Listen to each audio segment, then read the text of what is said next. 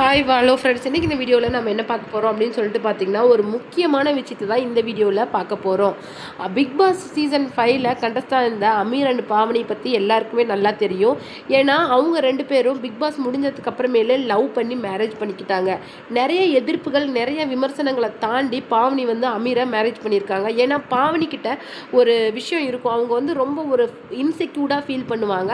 So அமீரை கல்யாணம் பண்ணுறதுக்கு முன்னாடி அவங்க பல தடவை யோசிச்சிருக்காங்க அப்படின்னு சொல்லிட்டு நிறைய இன்டர்வியூஸில் அவங்களே சொல்லியிருக்காங்க. அதுக்கு முன்னாடி அவங்களுடைய கல்யாணத்தில் அமீருக்கு வந்து ஏகப்பட்ட பிரச்சனைகள் வந்தது. ஏன்னா அவங்களுடைய ரொம்ப நெருங்கின சொந்தம், அமீருக்கு ஃபேமிலிங்கிறது பெருசாக கிடையாது, ஆஷிஃப் ஃபேமிலி தான் தன்னுடைய ஃபேமிலியாக அவர் இத்தனை நாளாக நினச்சிட்டு இருந்தார். அப்படி நெருக்கமானவங்களையே தன்னுடைய கல்யாணத்துக்கு அவர் கூப்பிடாது விட்டுருக்காரு அப்படின்னு சொல்லிட்டு சோஷியல் மீடியாவில் ரொம்ப வைரலாக போயிட்டுருக்கு. அதுக்கு அந்த ஃபேமிலி சேர்ந்தவங்களும் நிறைய பேர் சொல்லியிருந்தாங்க.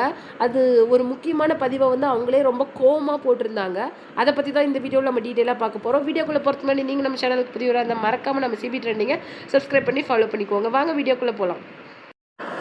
பிக் பாஸ்க்குள்ளே அமீர் வந்து என்ட்ரி கொடுக்கும்போது ஆஷிஃபோட பொண்ணான ஐஷுவும் என்ட்ரி கொடுத்துருந்தாங்க. ஆனால் அவங்க வந்து உள்ள ஐஷுவுக்கும் நிக்கலுக்கும் இருக்கிற அந்த ரிலேஷன்ஷிப் வந்து அமீருக்கு சுத்தமாக பிடிக்கல. தனக்கு போட்டியாக தான் ஐஷுவை அவங்க உள்ளே அமைச்சிருக்கிறாங்க அப்படின்னு சொல்லிட்டு நிறைய பிரச்சனைகள் அப்போ போயிட்டு இருந்தது. இதில் இன்னொரு முக்கியமான விஷயம் என்னன்னு சொல்லிட்டு பார்த்தீங்கன்னா, ஆஷிஃப் வந்து அமீர் வந்து தன்னுடைய மேரேஜுக்கு கூப்பிடாததை பற்றி என்ன ஒரு கோபமாக ஒரு பதிவை சொல்லியிருந்தாரு அப்படின்னு சொல்லிட்டு பார்த்தீங்கன்னா, நீங்கள் ஒரு நாய் தெருவில் பார்த்தீங்கன்னா தயவுசெய்து அதுக்கு சாப்பாடு போடுறதோட நிறுத்திக்கோங்க. தயவுசெய்து அந்த தெருநாயை வீட்டுக்கு கூட்டிகிட்டு வந்து பராமரிக்கணும், அதுக்கு மேலே பாசம் செலுத்தணும் அப்படின்னு ஒரு நாளும் நினைக்காதீங்க. ஏன்னா நான் உங்ககிட்டயே அது சாப்பிட்டுட்டு சந்தோஷமாக இருந்து விளையாடிட்டு உங்களையே அது கடிக்கிறதுக்கும் தயங்காது. அந்த மாதிரி தான் சில ஜென்மங்கள் அப்படின்னு சொல்லிட்டு ரொம்பவும் ஒரு கோவமான பதிவை போட்டிருந்தாரு.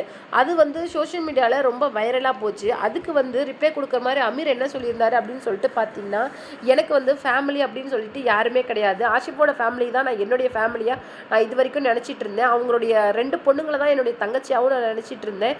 ஆனால் அவங்க ஏன் இந்த மாதிரி நடந்துக்கிறாங்க அப்படிங்கிறத என்னால் புரிஞ்சிக்கவே முடியல. இன்னைக்கு அமீர் வந்து ஒரு பெரிய இடத்துக்கு போயிட்டான், அதனால் எங்களை கண்டுக்க மாட்டேங்கிறான், அந்த மாதிரிலாம் தேவையில்லாமல் என்னை பற்றி பேசுகிறாங்க. எனக்கு இதுக்கு அர்த்தம் சுத்தமாக புரியல. ஏன்னா என்னுடைய ஃபேமிலி அவங்கள நினைக்கும் போது நான் எப்படி அவங்கள வந்து பணத்துக்காகவோ வேறு எந்த ஒரு விஷயத்துக்காகவும் அவங்கள நான் விட்டு கொடுப்பேன். என்னுடைய எல்லா சந்தோஷங்கள்லேயும் அவங்களுக்கும் பங்கு இருக்குது. ஆனால் அவங்க ஏன் இந்த மாதிரி கீழ்த்தரமாக நடந்துக்கிறாங்க அப்படின்னு சொல்லிட்டு எனக்கு தெரியல அப்படின்னு சொல்லிட்டு அமீர் வந்து சொல்லியிருந்தாரு. அமீரும் பாவனியும் இப்போ வந்து ரீசெண்டாக டிவோர்ஸ் பண்ண போகிறாங்க அப்படிங்கிற ஒரு நியூஸ் வந்து வந்திருக்குது. இதில் ஒரு முக்கியமான விஷயம் என்னன்னு சொல்லிட்டு பார்த்தீங்கன்னா, பாவனி தன்னுடைய சென்னை வீட்டில் அவங்க இருக்கும்போது தனியாக தான் இருக்கிறாங்க. அமீர் வந்து அவங்க கூட தங்கறதில்ல அப்படிங்கிற ஒரு முக்கியமான விஷயமும் வந்திருக்குது. அமீரை தன் கூட தங்க சொல்லி நிறைய வந்து பாவனி வந்து ஃபோர்ஸ் பண்ணியிருக்காங்க. ஏன்னா பாவனிக்கு இருக்கிறது ஒரு இன்செக்யூரிட்டி ஃபீலிங் அவங்களுக்கு ஆரம்பத்துலேருந்தே அது இருந்தது.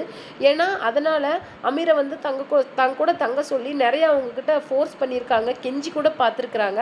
ஆனால் அமீர் வந்து அதுக்கு முடியாதுன்னு சொல்லியிருந்தார். அதுக்கு அவர்கிட்ட கேட்ட காரணத்துக்கு அவர் சொன்னது என்னன்னா, நிறைய பேர் வந்து அமீர்கிட்ட எதனால் இந்த மாதிரி பண்ணிகிட்ருக்க அப்படின்னு சொல்லி கேட்டதுக்கு அது அவருக்கு என்ன சொல்லியிருக்காரு அப்படின்னு சொல்லிட்டு பார்த்தீங்கன்னா, என்னுடைய கரியர் வந்து நான் இதோட ஸ்டாப் பண்ணியிருக்கக்கூடாது, இன்னும் நான் பெருசாக வரணும், அதுக்கு வந்து நான் கொஞ்சம் தனியாக ஃபோக்கஸ் பண்ண விரும்புகிறேன், அதனால தான் நான் தனியாக ரூம் எடுத்து தனியாக இருக்கிறேன், எனக்கும் பாவனிக்கும் எந்த விதமான பிரச்சனையும் இல்லை அப்படின்னு சொல்லிட்டு பாவனியோட ஃப்ரெண்ட்ஸ் கிட்ட அவர் சொல்லியிருக்காரு. ஆனால் பாவனி என்ன சொல்கிறாங்க அப்படின்னு சொல்லிட்டு பார்த்தீங்கன்னா, உனக்கு என்ன பண்ணணும்னு தோணுதோ அதை நம்ம வீட்லேயே நீ வந்து செய்யலாம்ல, இவ்வளோ பெரிய வீட்டில் நான் மட்டும் ஏன் தனியாக இருக்கணும், தயவுசெய்து ப்ளீஸ் வந்துரு அமீர் அப்படின்னு சொல்லிட்டு அமீர்கிட்ட அவங்க ரொம்ப கெஞ்சிருக்கிறாங்க. அதுக்கு வந்து பாவனியோட ஃப்ரெண்ட்ஸ் வந்து அவங்கக்கிட்ட என்ன சொல்லியிருக்காங்க அப்படின்னு சொல்லிட்டு பார்த்தீங்கன்னா, இதை தான் நாங்கள் ஃபஸ்ட்டே சொன்னோம், தயவுசெய்து அமீரை நம்பாத அப்படின்னு சொல்லிட்டு சொன்னதுக்கு சோஷியல் மீடியாவில் ரொம்ப உருக்கமான பதிவை பாவனி வந்து போட்டிருக்காங்க.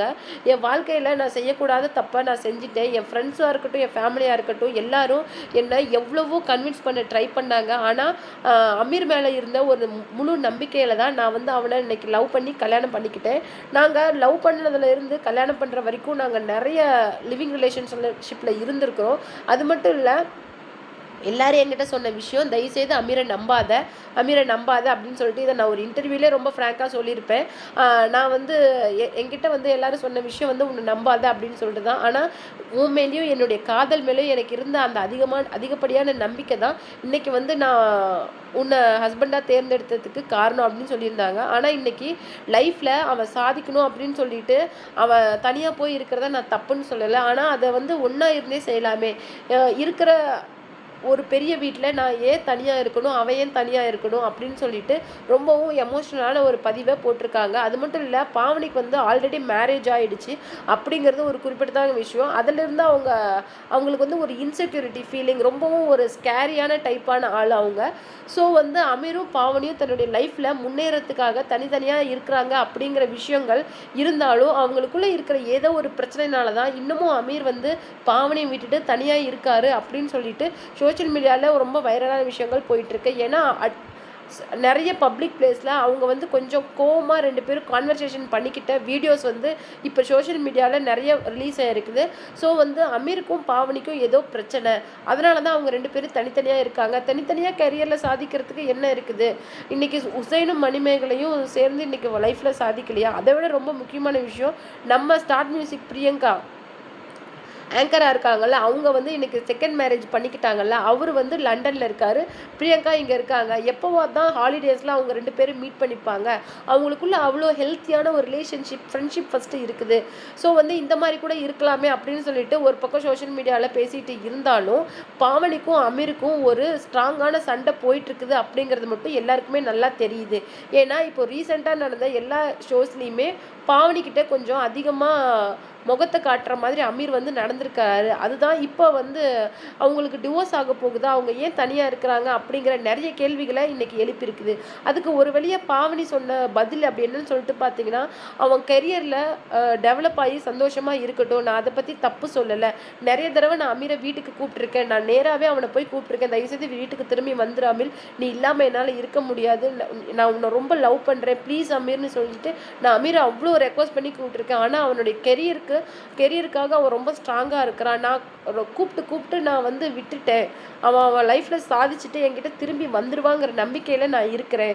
ஏன்னா அவன் மேலே இருக்கிற நம்பிக்கையை விட எனக்கு என் காதல் மேலே இருக்கிற நம்பிக்கை வந்து ஜாஸ்தி. நான் ஒரு நாளும் அமீரை வந்து விட்டு கொடுக்க மாட்டேன் அப்படின்னு சொல்லிட்டு ரொம்ப